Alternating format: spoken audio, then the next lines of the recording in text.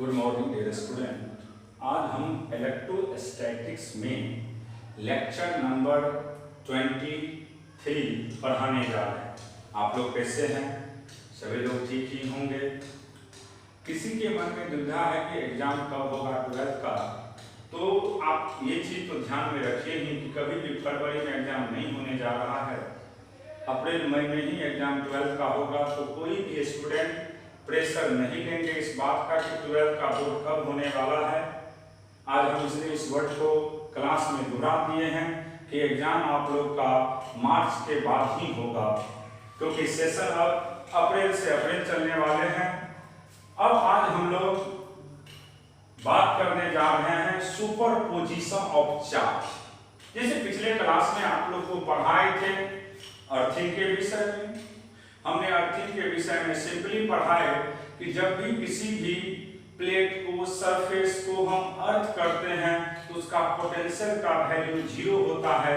Charge 0 हो भी सकता है, नहीं भी हो सकता है, चार्ज नॉट इक्वल टू 0, लेकिन पोटेंशियल हमने पढ़ाए थे ऑलवेज क्या होता है, 0 होता है। तो देखिए जब हम अर्थिंग पढ़ा दिए हैं तो उसी पे आधारित एक कॉन्सेप्ट है सुपरपोजिशन ऑफ चार्ज। बहुत बार ऑब्जेक्टिव में पूछता है ये सुपरपोजिशन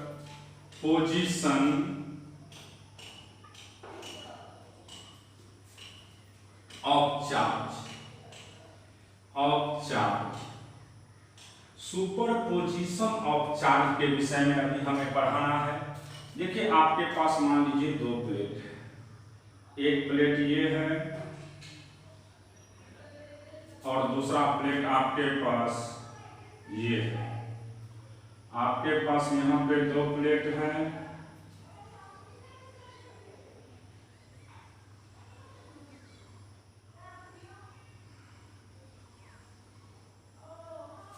यही 2 प्लेट है। इस पे चार्ज 2Q है, इस पे चार्ज 4Q है। ये आपका प्लेट 1 2 3 4। तो आपसे पूछा जाएगा, यहाँ पे आपसे क्या क्वेश्चन करेगा, find the charge on each plate. तो फाइंड द चार्ज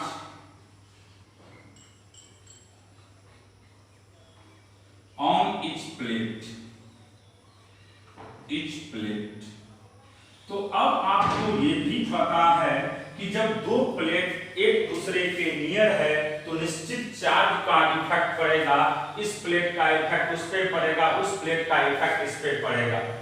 तो इस तरह का जब भी क्वेश्चन हो तो इसके लिए हम एक आप लोग को ट्रिक बताने वाले हैं। इस ट्रिक को याद रखिएगा। इस ट्रिक का यूज करके आप कोई भी इस पे क्वेश्चन को इजीली सॉल्व कर सकते हैं। तो ट्रिक क्या है सुनेंगे। पहला काम है कि Q आउटर का वैल्यू होता है summation of charge by 2। Q outer का फॉर्मूला समझ गए, समेशन ऑफ चार्ज बाय 2। इसका मतलब है कि जब भी हमें आउटर प्लेट का चार्ज निकालना है तो जितने भी चार्ज दिए हुए हैं सभी चार्ज को आप ऐड करेंगे और उससे में 2 से डिवाइड करिएगा तो वह आउटर कहने का मतलब 1 और 4 जो प्लेट है उसका चार्ज निकल जाएगा। एक बार फिर सुन लीजिए। सबसे पहला इसका ट्रिक ये है कि अगर हमें Q आउटर निकालना है तो Q आउटर का सिंपल फार्मूला होता है summation of charge by 2। Summation of charge by 2 इसका मतलब ये हुआ कि जितने भी चार्ज हैं सभी चार्ज को आप ऐड करेंगे और उसमें 2 से डिवाइड करिएगा, वही आउटर का होगा। और इसमें यहाँ पे जो आप देख रहे हैं इसमें कोई पूछेगा आउटर कौन कौन होगा, तो 1 और 4 जो प्लेट है ये किसको रिप्रेजेंट करता है, आउटर को। तो आउटर प्लेट का चार्ज इसी तरीका से निकाल सकते हैं आप लोग। उसके बाद दूसरा कंसेप्ट, अब देखिए Q1 प्लस Q2 का वैल्यू आपके पास बाबू 2Q है। तो अगर मान लीजिए Q1 निकल गया क्योंकि Q आउटर निकल चुका है तो Q2 का वैल्यू सिंपल क्या होगा, 2Q माइनस Q1। फिर तीसरा याद रखिएगा कि Q3 का जो वैल्यू होता है बाबू वह -Q2 के बराबर होगा। तो आप सिंपल याद रखिएगा, सबसे पहला टेक्निक यही है कि अगर हमारे पास कितनों भी प्लेट दिए हुए हो, सबसे पहला कॉन्सेप्ट याद रखिएगा कि Q outer का सिंपल वैल्यू होता है summation of charge by 2, summation of charge by 2।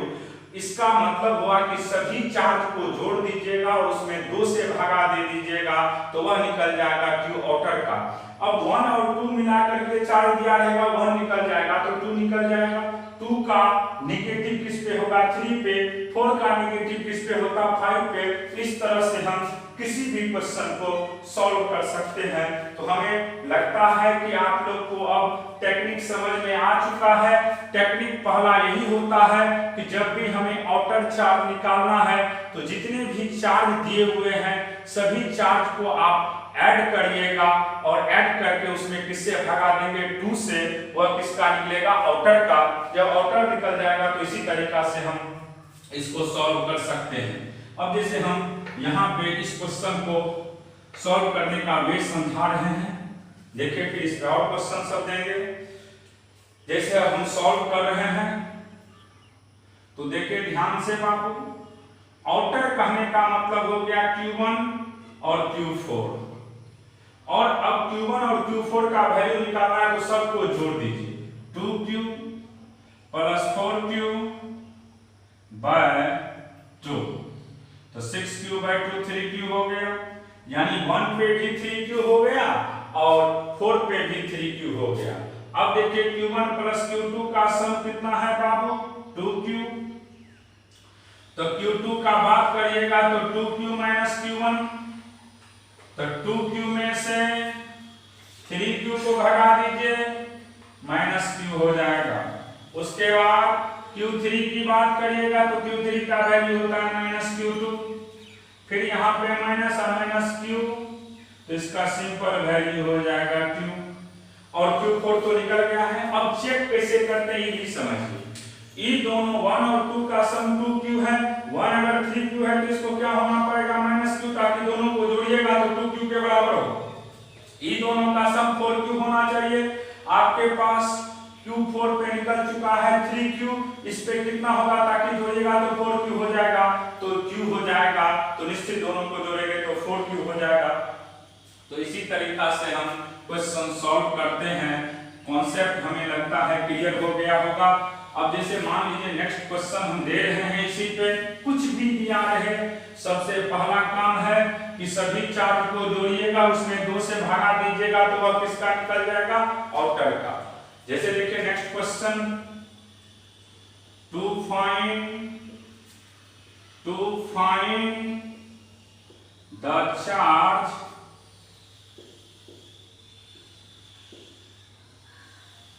on each plates।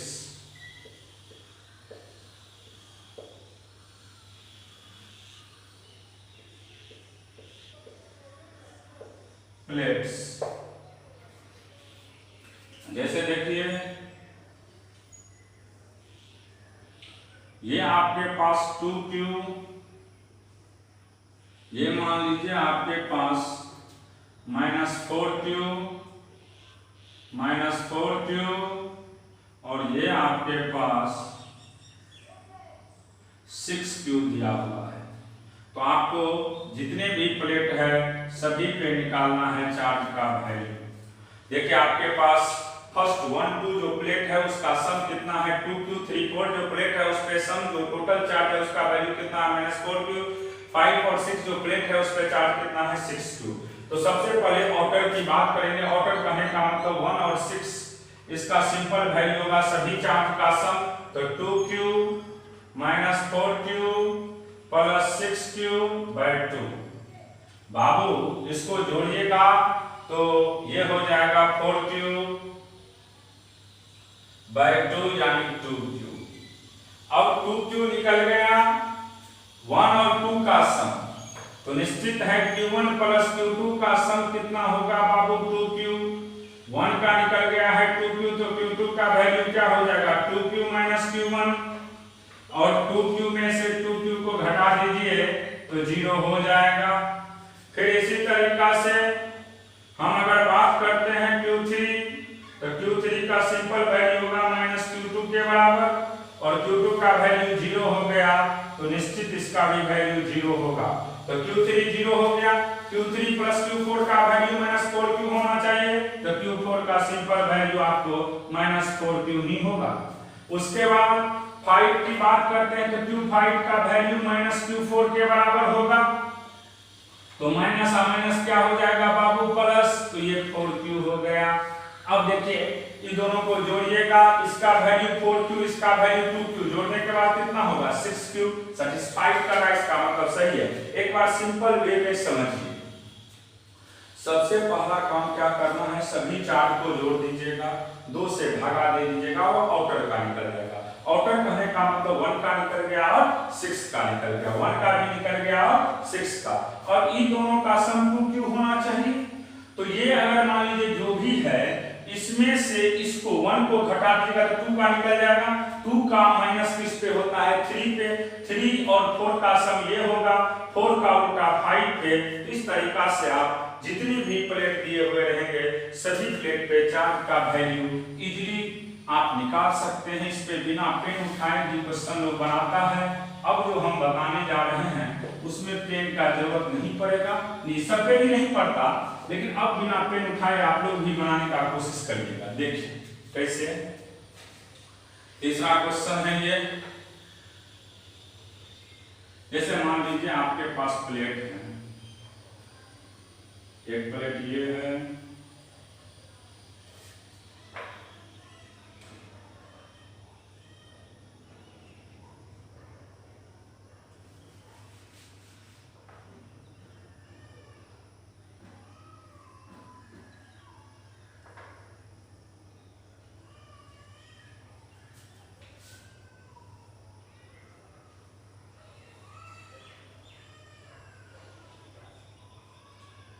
यही आपके पास टोटल है। ये मान लीजिए 4Q है, ये 0 है, -2Q और ये आपको 8Q है। प्लेट हो गया 1 2 3 4 5 6 7 8। अगर मान लीजिए हमको डायरेक्ट निकालना है तो सबको जोड़ दीजिए, तो Q1 बराबर Q8 लिख दीजिएगा, Q1 बराबर Q8, Q1 बराबर Q8 कर दीजिएगा, सबको जोड़ेंगे बाबू तो 4Q plus 0 -2Q plus 8Q by 2, तो 12 में से 2Q हट गया 10Q तो यानी 5Q। अब पेन नहीं उठाएंगे। अब देखिए 1 और 2 का सम कितना होना चाहिए 4Q, तो ये आपको 5Q हो गया। जब ये आपको 5Q बाबू हो गया तो आप जानते हैं कि अगर ये 5Q हो गया आपको तो इसको कितना रखें ताकि दोनों का सम 4Q हो जाए। तो देखिए ये 5Q है तो इसको क्या रखिएगा ताकि दोनों का सम 4Q हो जाएगा, तो -Q कर दीजिए, दोनों को जोड़िए 4Q हो गया। अब देखिए अगर ये माइनस है तो इसका उल्टा 3 पे होगा तो इस पे क्या होगा +Q। अब इन दोनों का सम 0 होना चाहिए तो 0 कैसे होगा, -Q रखेंगे तो 0 हो जाएगा। अब फिर देखिए ये -Q है तो ये क्या होगा बाबू +Q। अगर ये +Q है तो इन दोनों का सम -2Q होना चाहिए, तो कितना रखेंगे ताकि सम -2Q हो जाए, तो -3Q रख देंगे ताकि दोनों को ऐड करिएगा तो कितना हो जाएगा -2Q। इसका उल्टा इस पे होगा 3Q। अब इसका 5Q ऐड करिए, देखिए 5 8Q के बराबर हो रहा है कि नहीं। तो इसी तरीका से आप बिना पेन उठाए क्वेश्चन को सॉल्व कर सकते हैं। लास्ट बार देखिए हमने सबसे पहले क्या निकाल लेते हैं, फर्स्ट और लास्ट का निकाल लेंगे। Q आउटर का फार्मूला पढ़ाए थे समेशन ऑफ चार्ज बाय 2। उसके बाद अब देखिए फर्स्ट और सेकंड का सम 4Q है, तो जब ये 5Q है तो कितना रखें सेकंड पे ताकि दोनों का सम 4Q हो जाए, तो -Q रखेंगे। इसका उल्टा 3 पे होता है तो ये -Q है तो ये +Q हो जाएगा। ये दोनों का सम 0 होना चाहिए, Q है तो ये -Q कर देंगे। फिर ये -Q है तो ये +Q हो जाएगा। अब ये दोनों का सम -2Q होना चाहिए, +Q है तो कितना रखेंगे ताकि -2Q हो जाए, तो -3Q रखेंगे। इसका उल्टा इस पे इस तरह से हम इस टाइप का जितने भी क्वेश्चन होगा हम इजीली सॉल्व कर सकते हैं। इस पे बोर्ड में, नीट में, जेईई मेंस में ऑब्जेक्टिव क्वेश्चन पूछा जाता है, तो आप याद रखेंगे हम क्वेश्चन को कैसे सॉल्व करते हैं। देखिए नेक्स्ट हेडिंग हम बात कर रहे हैं कैपेसिटी ऑफ कंडक्टर। जैसे कैपेसिटी वर्क है क्या, इसको पहले समझिए।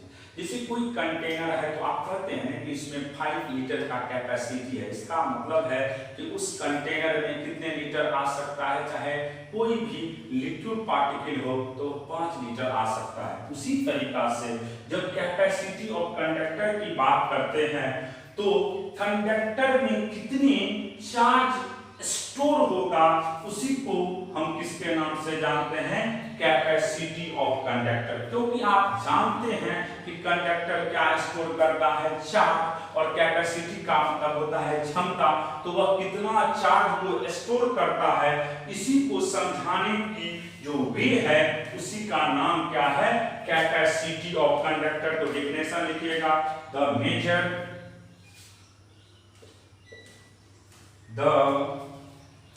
measure of charge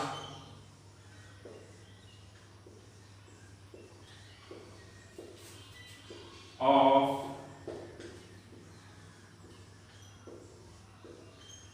charge storing ability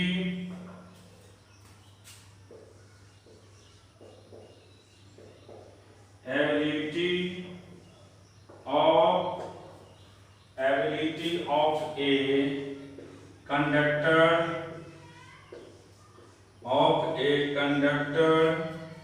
is known as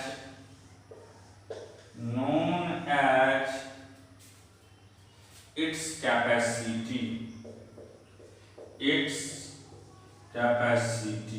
बहुत इंपोर्टेंट है कॉन्सेप्ट, याद रखिएगा। यहां हमने डेफिनेशन लिखे हैं कि capacity of conductor, the measure of charge storing, कितना हम चार्ज स्टोर को मेजर कर सकते हैं, किसके माध्यम से, कंडक्टर के माध्यम से।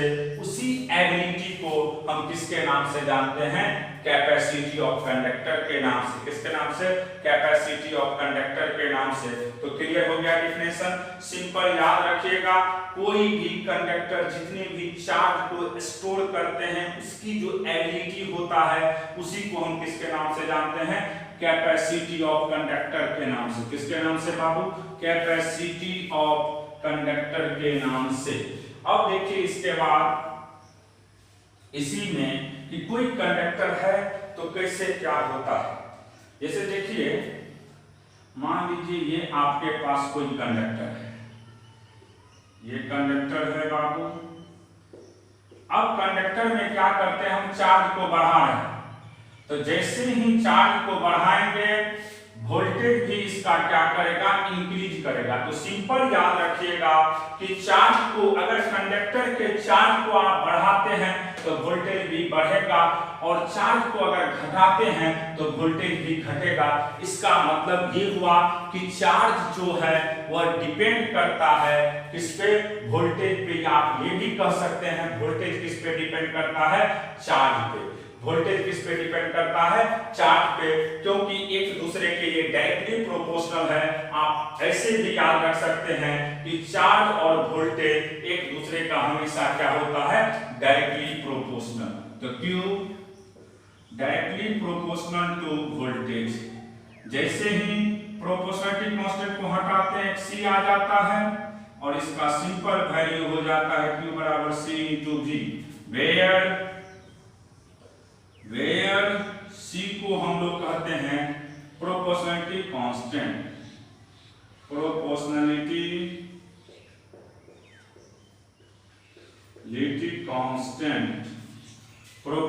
कांस्टेंट, और इसी का दूसरा नाम है capacity of conductor. Capacity of conductor. उसके बाद Q हो गया चार्ज, Q हो गया आपको चार्ज, Q क्या हो गया बाबू? चार्ज। और V हो गया electric potential of conductor, electric potential of conductor. इसका मतलब ये हुआ कि किसी भी कंडक्टर में जब चार्ज को इंक्रीज कराते हैं तो वोल्टेज भी इंक्रीज करेगा, चार्ज को डिक्रीज कराएंगे तो वोल्टेज भी डिक्रीज करेगा। तो आप सिंपली याद रखिएगा कि चार्ज जो है वह डायरेक्टली प्रोपोर्शनल होता है किसका? वोल्टेज का। किसका? वोल्टेज का। और यहाँ पे जैसे ही प्रोपोर्शनलिटी कांस्टेंट को हटाते हैं C आ जाता है, और C का मतलब ही होता है प्रोपोर्शनलिटी कांस्टेंट और capacity of conductor. Q charge हो गया, V वोल्टेज हो गया। अब देखिए इसके फार्मूला को कैसे हम सजाते हैं उसको भी क्लियर कर देते हैं। अभी एक ट्रायंगल टाइप का बनाइए आप लोग, और उसी से अभी हम सभी फार्मूला को क्लियर कर देंगे। देखिए कैसे, मान लीजिए ये एक ट्रायंगल है,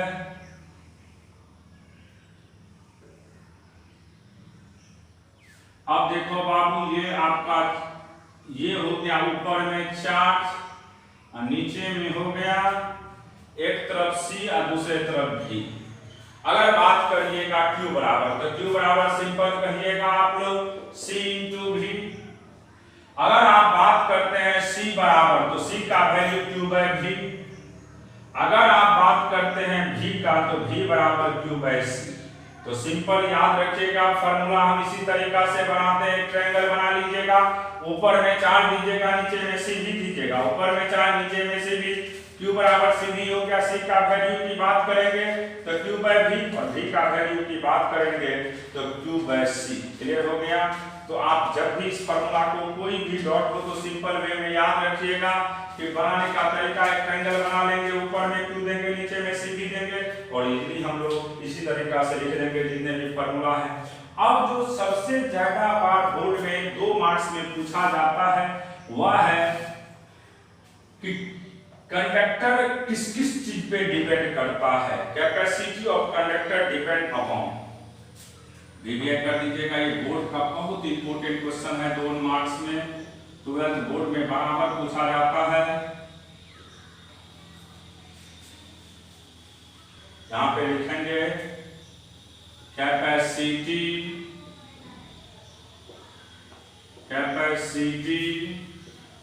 of conductor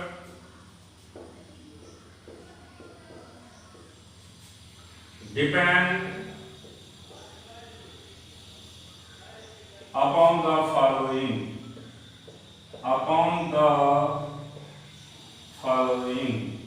capacity of conductor depend upon the following, capacity of conductor depend upon the following। पहला है बाबू safe and size of the conductor, safe and size of the conductor, safe and size of the conductor, safe and size of the conductor। पहला यही है कि ये किस पे depend करता है, सेफ और साइज पे, और दूसरा है नेचर ऑफ कंडक्टर। कैसे वो भी समझा देते हैं। Nature of conductor. तो याद रखिएगा ये सेफ साइड पे डिपेंड करता है और नेचर ऑफ कंडक्टर पे। कैसे, उसको हम अभी नीचे दिखा रहे हैं। याद रखेंगे आप, कैपेसिटी ऑफ कंडक्टर 2 चीज पे डिपेंड करता है। ये चार्ज से हमेशा इंडिपेंडेंट होते हैं, याद ये भी रखिएगा, नोट करके लिख देते हैं। It is independent, it is independent upon the charge, it is independent upon the charge। ये हमेशा चार्ज से क्या होते हैं, इंडिपेंडेंट होते हैं। क्लियर हो गया? तो आप सिंपली याद रखिएगा कि ये दो चीज पे डिपेंड करता है।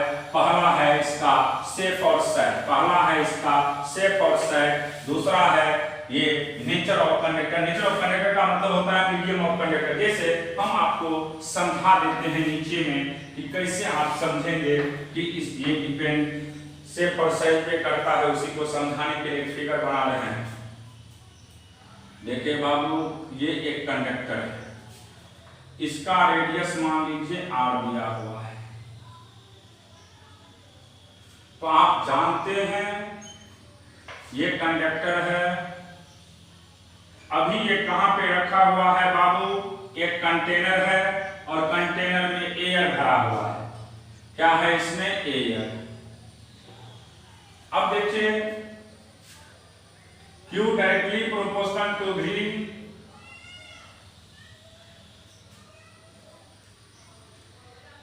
तो Q बराबर हो जाएगा C इंटू V। और यहां से सबसे पहला चीज है आपको C का वैल्यू क्या होगा, देखिए ध्यान से। चार्ज Q है आपको, तो V बराबर आप जानते हैं Q, कोई भी कंडक्टर रहता है 4 pi epsilon naught r। Voltage की बात करते हैं या पोटेंशियल की बात करते हैं तो charge by 4 pi epsilon naught r, charge by 4 pi epsilon naught r। तो यहां से आप Q का वैल्यू सिंपल लिख सकते हैं V into 4 pi epsilon naught r। इसको फर्स्ट मान लीजिएगा। Q का सिंपल वैल्यू लिख सकते हैं V into 4 pi epsilon naught r, और इसको आप मान लीजिएगा Q directly proportional to V होता है और Q बराबर C इंटू V।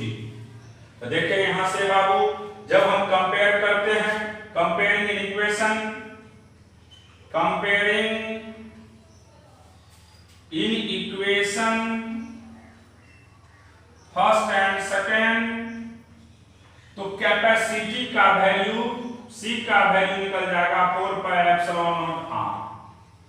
ये कैपेसिटी ऑफ कंडक्टर हो गया। इसको क्या कहते हैं हम लोग?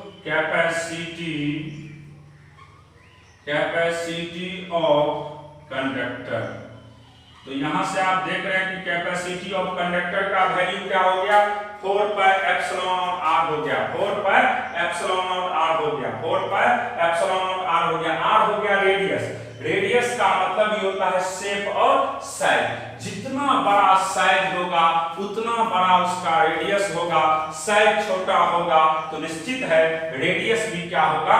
छोटा। तो पहला चीज तो आप समझ गए हैं कि कैपेसिटी ऑफ कंडक्टर डिपेंड किस पे करता है बाबू?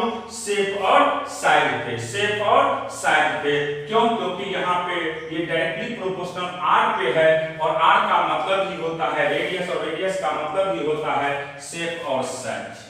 अब देखिए, फिर जब हम कंडक्टर को किसी मीडियम में रखते हैं तो उस पर क्या असर पड़ता है, उसी को समझाने वाले हैं। Next heading,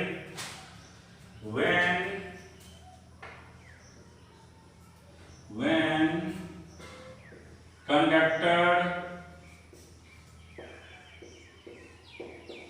is kept in any medium, जब इसको हम किसी मीडियम में रखते हैं तब क्या होता है? देखिए ध्यान से, जब इसको हम किसी मीडियम में रखते हैं तब इस पे क्या असर पड़ता है। ये हो गया आपका कंडक्टर, ये रेडियस r, ये कंटेनर है और कंटेनर में हमने पानी को भर दिए, वाटर भरे हुए हैं, मीडियम है बाबू। इस मीडियम की परमिटिविटी एप्सिलॉन r है। मान क्या है? एप्सिलॉन r है। तो आप जानते हैं पोटेंशियल की बात करते हैं, इलेक्ट्रिक पोटेंशियल का, तो चार्ज, इसका चार्ज Q है, तो Q upon 4 pi epsilon naught epsilon r capital R। तो Q बराबर हो गया बाबू यहां से V into 4 pi epsilon naught epsilon R capital R, इसका नाम दे दीजिएगा तीसरा। और फिर आप जानते हैं we know that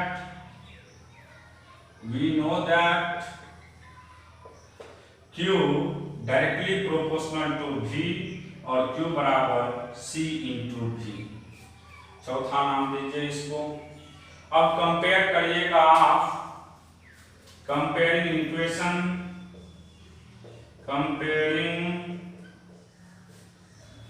in equation third and fourth, तो C का वैल्यू निकल जाएगा आपको 4 pi epsilon naught epsilon R capital R. इसका मतलब ये हो गया कि ये दूसरा किस पे डिपेंड करता है, मीडियम पे। इसीलिए हम लोग कहते हैं कि कंडक्टर का कैपेसिटी दो चीज पे डिपेंड करता है, पहला है शेप और साइज और दूसरा है nature of conductor. Nature of conductor का मतलब ही होता है मीडियम ऑफ कंडक्टर, हम किस मीडियम में कंडक्टर को रखते हैं। तो क्लियर हो गया कॉन्सेप्ट कि कैपेसिटी ऑफ कंडक्टर दो चीज पे डिपेंड करता है, पहला है शेप एंड साइज और दूसरा है कि किस मीडियम में हम उसको रख रहे हैं, उस पे भी ये डिपेंड करता है। तो दोनों पॉइंट याद रखिएगा, हम नीचे लिख भी देते हैं। दूसरा जैसे हमने लिखे थे कि ये किस पे डिपेंड करता है, तो नेचर ऑफ कंडक्टर, या उसी को आप लिख सकते हैं medium of conductor, medium in which conductor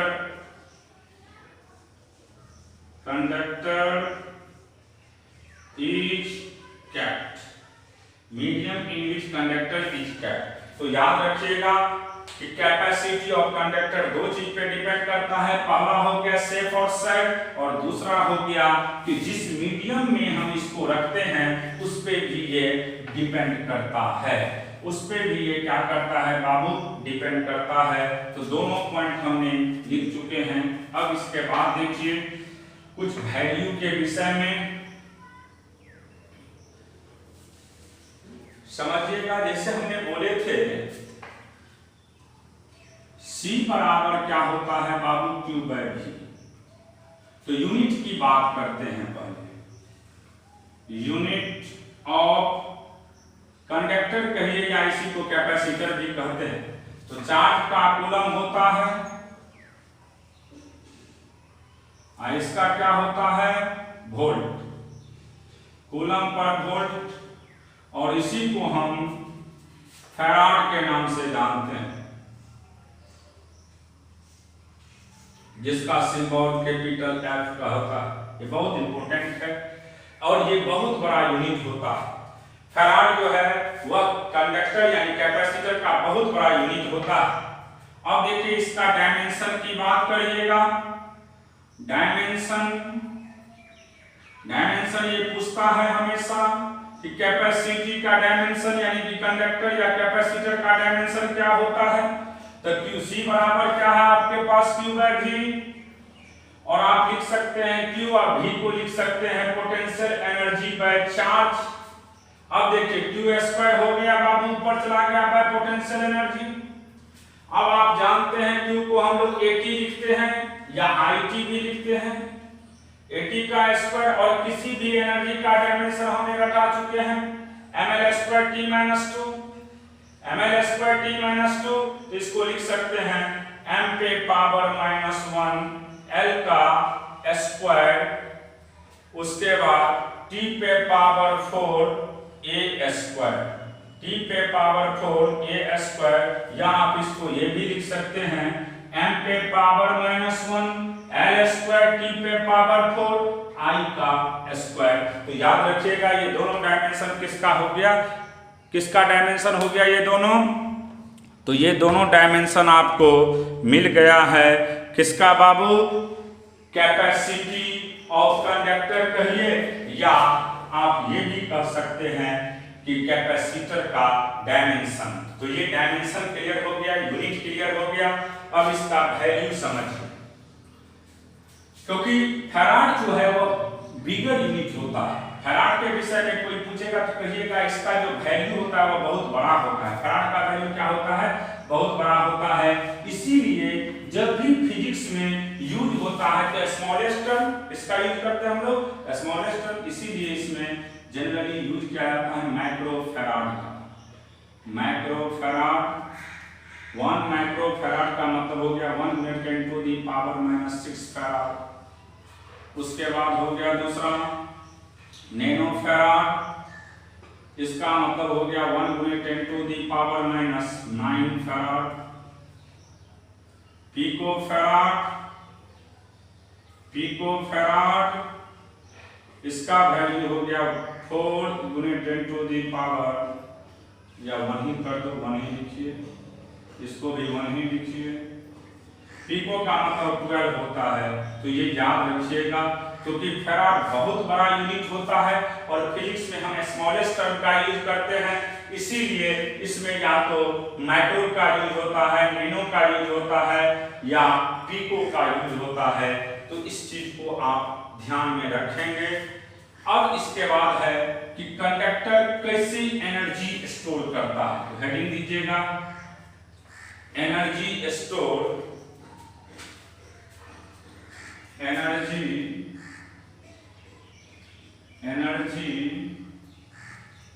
stored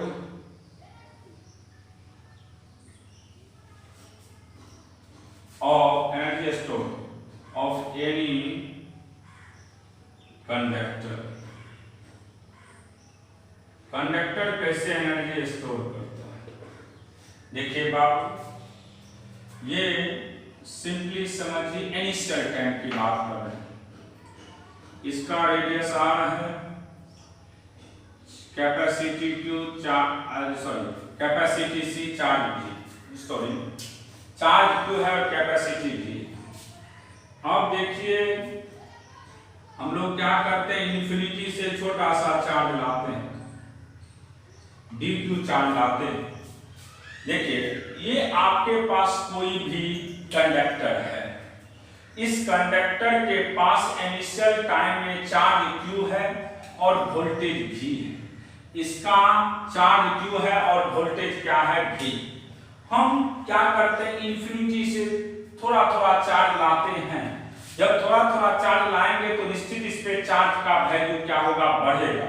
आप जान रहे हैं कि जब हम छोटा छोटा चार्ज, तीन छोटे छोटे चार्ज को लाते हैं और कंडक्टर पे रखते चले जाएंगे तो धीरे धीरे कंडक्टर पे चार्ज का वैल्यू क्या होने लगेगा? बढ़ने लगेगा। बढ़ते बढ़ते बढ़ते एक ऐसा टाइम आएगा जब इस पे टोटल चार्ज क्या हो जाएगा? Capital Q। क्या हो जाएगा?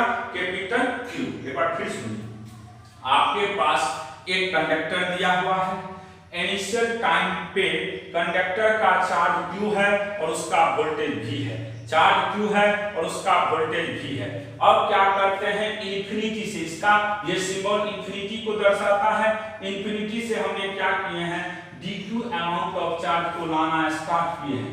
dq अमाउंट ऑफ चार्ज लाएंगे और कंडक्टर के सरफेस पे लाके छोड़ दीजिएगा तो धीरे धीरे धीरे चार्ज क्या होगा? इंक्रीज करेगा।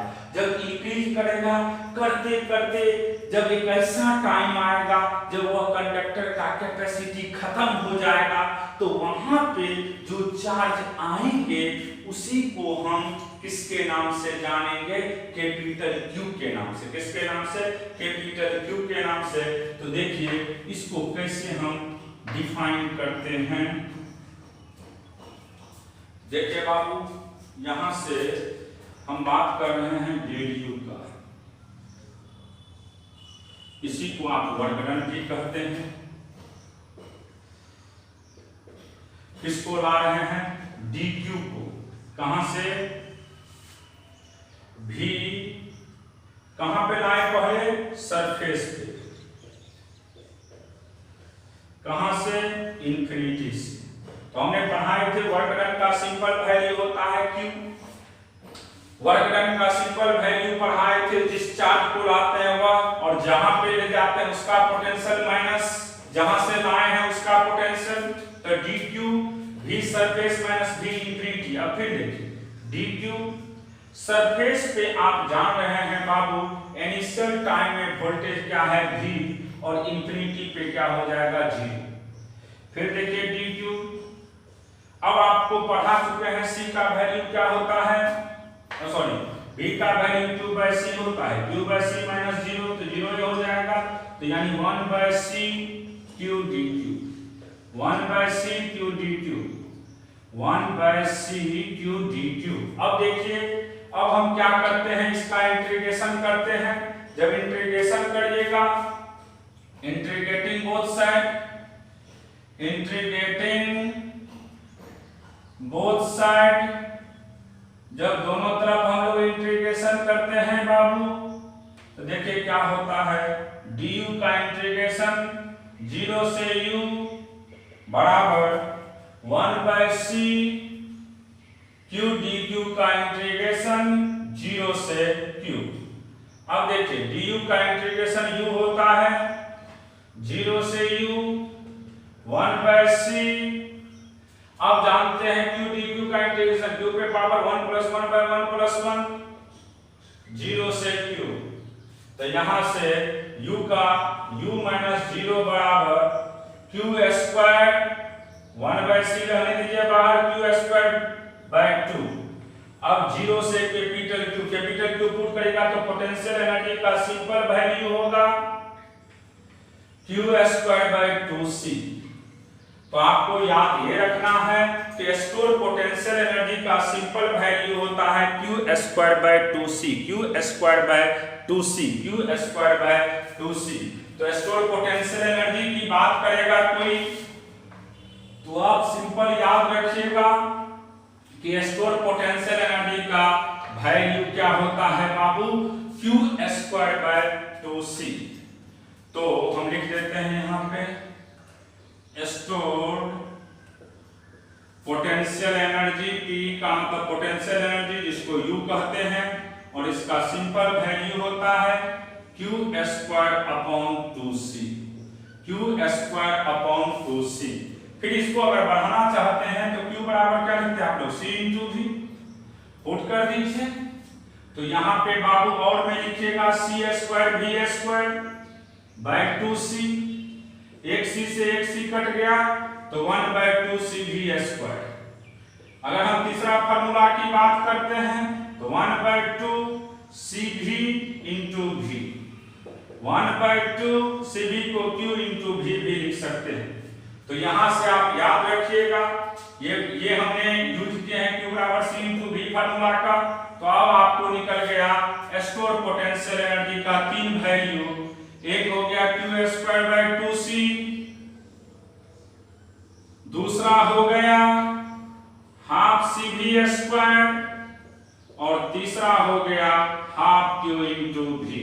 तो अगर कभी भी कोई पूछ दे आपसे कि स्टोर पोटेंशियल एनर्जी का फार्मूला कहिएगा, तो आप याद रखेंगे कि स्टोर पोटेंशियल एनर्जी का सिंपल फार्मूला होता है q²/2c और 12cv² और 12q × v। क्लियर हो गया। तो ये था आपका कंडक्टर के विषय में, और कंडक्टर के आगे ही जो कॉन्सेप्ट होते हैं वह कैपेसिटर होता है, क्योंकि कंडक्टर का ही ब्रॉड रूप जो होते हैं थोड़ा सा बड़ा रूप लेंगे, उसी को कैपेसिटर कहते हैं। तो अगला क्लास में हम कैपेसिटर के विषय में डिस्कशन करेंगे। आज का क्लास यहीं तक हम लेकर के छोड़ रहे हैं, ठीक है।